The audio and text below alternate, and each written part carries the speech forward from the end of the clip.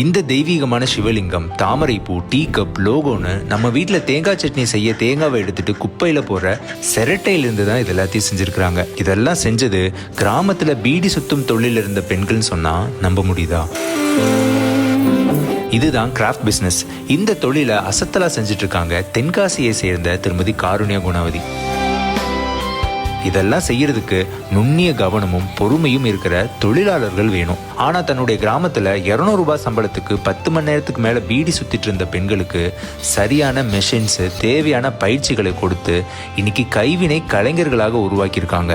நான் பீடி 25 வருஷமா சுத்திக்கிட்டு இருந்தேன். அதோட பெண்களுக்கு கர்ப்பப்பை பாதிப்பு அதிகமா இருக்கு இந்த பீடி தொழிலால. பீடியில இருந்து கொஞ்சம் முன்னேறி நாங்களும் கலைஞர்கள், நாங்களும் சின்ன சின்ன பொருட்கள் செய்யக்கூடிய கைவினை கலைஞர்களா நாங்க இப்போ உருவாகி இருக்கோம். எனக்கு இந்த திறமை இருக்கும்னு எனக்கே தெரியாது.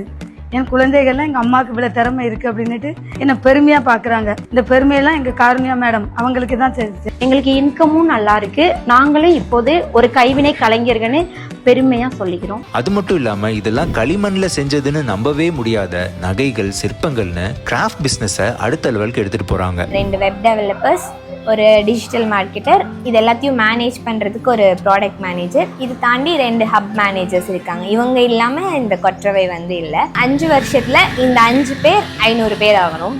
இங்கே இருக்கிற 50 பேர் 10,000 பேர் ஆகணும். வெறும் ஆண்டர்பிரினரா மட்டும் இல்லாமல் சோசியல் ஆண்டர்பிரினரா உருவாகி இருக்கும் கொற்றவை நிறுவனத்தின் திருமதி காருண்யா குணவதி அவர்களும் அவங்கள மாதிரியான பல தொழில் முனைவோர்களும் நம்ம கோயம்புத்தூர்ல வர மார்ச் 8ஆம் தேதி நம்ம ஈஷா மண்காப்போம் இயக்கமும் KPR பொறியியல் கல்லூரியும் இணைந்து நடத்தும் வீட்டில் இருந்தே வருமானம் சாத்தியம் 2.0 அப்படின்ற மாபெரும் கருத்தரங்கத்திற்கு தங்களுடைய தொழில் ரகசியங்களை உங்களுக்கு சொல்லித்தர வராங்க.